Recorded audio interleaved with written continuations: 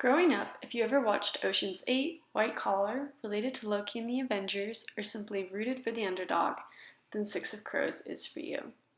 This book does it all. A group of 6 young adults from every walk of life take on what is perhaps the most dangerous and impossible heist of their time. Based in a fantasy world with raging conflict, you may feel ties to Brandon Sanderson or even Lord of the Rings. There's even magic, slow burn romance, themes of friendship and loneliness, and the questions of loyalty. Now, to help give us a better perspective of what this book looks like, I'm just gonna read a short section from during the middle of the heist, when Inji, who's one of the characters, is having to climb up this incinerator shaft. And so we just get a look into what the language of the text looks like and the excitement of it. So, sweat coursed down her back. They doused the rope and her clothes in water, but it didn't seem to be doing much good. Her whole body felt flushed, suffused with blood as if she were being slowly cooked in her own skin. Her feet pulsed with heat. They felt heavy, clumsy, as if they belonged to someone else. She tried to center herself. She trusted her body. She knew her own strength and exactly what she could do.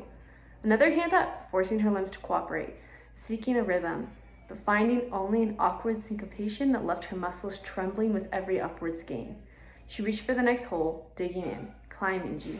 Her foot slipped. Her toes lost contact with the wall, and her stomach lurched as she felt the pull of her weight in the rope. She gripped the stone, digging into the cracks, Kaz's gloves bunching around her damp fingers. Again her toes sought purchase, but only slid over the bricks. Then her other foot began to slip too. She sucked in a gust of searing air. Something was wrong. She risked a glance down.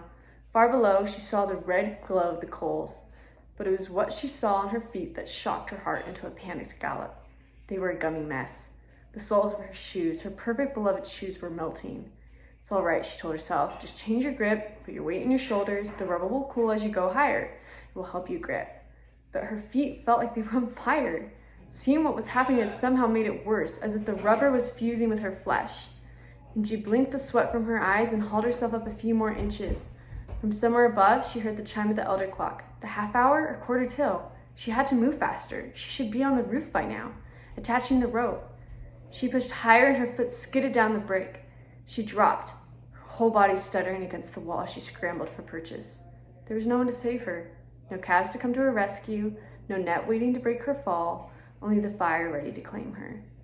Inji canted her head back, seeking that patch of sky. It still seemed impossibly distant. How far was it? 20 feet? 30? It might as well have been miles. She was going to die here, slowly, horribly, on the coals. They were all going to die. Kaz, Nina, Jesper, Matthias, Willen, and it was her fault. So, if you enjoy suspense, high fantasy, or just like the thrill of adventure, then this book is for you. Also, similar books are The False Prince, High Society, and Mistborn, and feel free to check this book out.